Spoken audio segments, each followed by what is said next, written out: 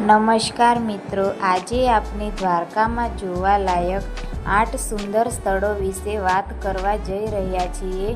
જેમાં સૌથી પહેલાં છે દ્વારકાધીશ મંદિર, જે ભગવાન શ્રી કૃષ્ણનું પવિત્ર મંદિર છે. પછી આવે છે ગોમતી ઘાટ, જ્યાં ભક્તો સ્નાન કરીને દર્શન કરવા જાય છે. તે પછી છે બેટ દ્વારકા, જ્યાં બોટ દ્વારા જવું પડે છે.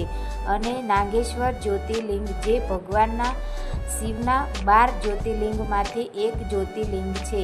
આ સિવાય રૂકમણી દેવી મંદિર, ગોપી તળાવ, સુદામા સેતુ અને દ્વારકા બીચ પણ ખૂબ સુંદર સ્થળો છે. જો તમને આ માહિતી ગમી હોય તો એક લાઈક કરો, શેર કરો અને ચેનલને સબસ્ક્રાઈબ કરો. જય શ્રી કૃષ્ણ. કોમેન્ટમાં જરૂર લખજો જય શ્રી કૃષ્ણ.